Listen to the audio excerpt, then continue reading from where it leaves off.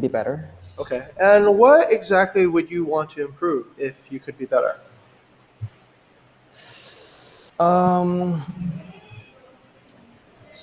Definitely because I just received the material yesterday evening. Maybe the I could study more about to improve my knowledge more about Bukit Vista, Hmm. and also I think from my point of view, the biggest point is my body language in pitching and in negotiation. I don't know. I mean, I don't have a really deep background in pitching and also negotiation. So maybe, and also it's from online. It's Sure. very difficult. It's my first experience. Yeah, Oh, okay. All maybe right. more eye contact or maybe less hand. I don't know. Yes. Sure. Okay, I can appreciate that. Let's see. Mr. Putu, Yep. look, unfortunately, in this type of work, Mr. Putu, being nervous and being able to manage your nervousness is something that you're going to have to deal with every day. So, Yes. unlike other jobs, if you are in a sales and business development job, you're interviewing every single day. In fact, you look forward to interviews. These are what we call a sales pitch. Okay. So, if you have had this much experience, let's say in the industry, working at Traveloka and Karma, and you still feel nervous, I would really have to ask about whether or not you're well suited to do this job, right? Managing the nervousness, I think, is one of the most important things to being successful in a role like this. And to add to what Mr. Christopher said just earlier, the evolution of the industry is making this type of pitch much more common than an in-person pitch, as I'm sure you're well able to appreciate. Most of the owners tend to be a little bit older, and these people they are in a high-risk category for getting COVID. So if we want to meet them, this is generally the best and easiest way. And it's good for us too. We don't have to spend 2 hours in traffic going to and from a certain location. We can, if at peak, we can manage 10, 15, any number of pitches in a day. So it allows us to extend our capacity and it allows us to extend our range. So unfortunately for Mr. Christopher and Mr. Putu, these are both things as an innovative company we're going to need to manage. Okay. Yes. All right. This feedback now is going to be radically candid. Okay, and the reason I'm getting this radical candid feedback is because the mission of our company is to inspire delight through innovations in hospitality that positively transform guest partners and potential future employees. So please don't take this Yes. the wrong way. Okay, what I'm going to say is things that I believe you need to hear. And hopefully you can walk away from this interview maybe with a job, but if not, nothing less, maybe with some good tips on what you can do to prepare for a future interview. Okay. Yes. All right. Both of you made a lot of fundamental mistakes that I would not expect from salespeople who worked at Bukit Vista. First and most fundamental mistake is you do not have control of the conversation. Okay. Um, I could kind of keep on bugging you, and your responses back were not exactly very strong. They were not exactly very well fit to my needs. And I could see under pressure that you even lost control and you start giving things away that we do not actually offer, right? It is not correct that when we ask for an exclusive contract, which is, by the way, all our contracts, the owners are not allowed to work with other partners, and the owners certainly cannot manage their own assets themselves. Okay, that is what it means to be exclusive. Now, this simple matter of control can be overcome if you follow two simple principles really closely. Okay, most of a dialogue with a client, and this is the point I was referring to earlier, most of the things that you need to do is actually understand what the problem is with the owners. What are the owner's current problems? And you cannot understand what problems are if you do not ask any probing questions. And this is why I gave you both the opportunity to speak to me as if I was a client. I was hoping you would ask me some questions like, okay, your cousin, tell me exactly what he actually does, right? Tell me what your current arrangement with him is. Tell me about your housekeeper's performance. Tell me about your manager's performance. Tell me about what it looks like in the competitive landscape around you. How many other properties are being built? What other things are happening?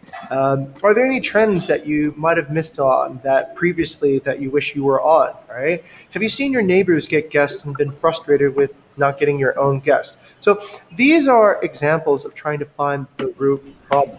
And if you do find the root problem, then you can go to the second step, which is you can address each problem with potential solution.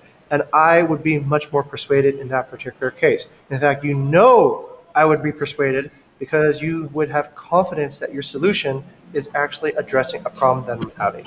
Okay, so that's a simple sort of strategic direction there. Okay, and like I said, please just maybe think about this and how I can apply it to your future interviews. Okay, the second thing, because you don't know my problems, you are offering features, not benefits. Okay, the only kind of benefit I heard everybody talk around was this idea of not having to pay anything if I don't get any performance. But maybe I'm a type of person that likes to pay for things to get super high performance, right? And I believe I own a BMW, I use an iPhone. Maybe I'm okay with paying more to get like, what is possible, right? And maybe there's an opportunity to charge me for that too as well, if I'm willing to do that. So by escaping and going into a more weak hand by saying you don't pay anything unless we deliver performance, you would not appeal to a person who is looking to pay for performance, right? Or looking to offer more on their side to get the highest performance. So not really telling the feature, okay? You told the feature about having teams, about having profession, about having things, but how do you demonstrate that, right? How are you going to show me that that team can actually do a better job than I can?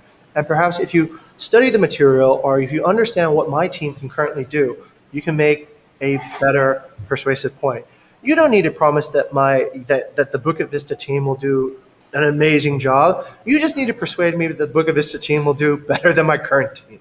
But unless you know something about how my current team is doing, what their past performance has been, what has been this past 6 months, you will know nothing about how I'm going to make a decision. Okay? So, a correct salesperson, what they should be doing is they should spend about 90% of their time asking questions, getting information, understanding what the potential problem from the client is, and 10% of the time at the very end, stitching together the problems and solutions. You could have done this approach, both of you, okay? You could have said, hey, look, Mr. Owner, I know that you want to use your current team. I know that you want to use your current Airbnb. Can you tell me why? Why do you want to do that? And then I say, hey, I just feel comfortable with them. And okay, I can perfectly appreciate that comfort. Tell me more about the basis of this comfort. Is it because you have an established relationship? Is it because they do really well? Is it because you're kind of afraid of risk and change? What exactly makes you feel comfortable? And then let them talk. Let them explain to you how they're coming from. Okay? So at very least, if you guys just did that, you could have a follow-up discussion, right? You could say, hey, look, we've had a 30-minute discussion, and what I understand is this is the way you feel about your cousin. This is the way that you feel about the Airbnb profile that you have now, and this is the way you feel about the current management. Would you want to have a second discussion with me next week where I can come back and I can link together a proposal that might improve everything that you currently don't have, yeah, that might improve everything that you have, elevate you to something more at a very low cost, at a very low risk to what you're having now? How would that improve your comfort level? Okay, so that alone as a tactic is more effective than trying to pitch without understanding the client. Okay, so understand the client, solve problems, don't pitch features. Okay, because when you pitch features, they might be meaningful to me, but they might not be meaningful to me at all. Okay, once you have that, I think you'll have a better understanding, and then you can climb your way up through the thing. Okay, so that's point number 2, and this is very strategic. Let's go into the tactical part. You guys have both been given learning materials from FBI negotiators, very experienced persuasion artists. Yet I saw none of those actually being used. You could have used a mirror. You could have used the label. You could have used an accusation audit, right? In all these particular circumstances. I can demonstrate that for you. Okay? So a mirror looks like this. So the client tells you, I'm not too happy with the way that you have presented your findings to me. My Really? finance. Yeah. Yeah, exactly. Yeah. Mirror them again. Oh, you're not happy with the way I presented my finding? Yeah, I think it's very illogical. Really? You think it's illogical? Yeah, it doesn't make sense. So that is a mirror, and that is one of a very number of effective tactics that you can employ immediately and start building empathy and a common way of thinking with the client. The second thing you can do is you can label, of course, right? You can say, "Hey, sounds like your objections to me mean that you don't trust me yet, and I probably haven't earned your respect." All right. I think I gave off kind of a cold tone, as both of you had seen. And the reason I did that was I was hoping you could use a label or even an accusation audit. You don't know me, I don't know you. I know you're probably not going to believe everything I tell you during this pitch, right?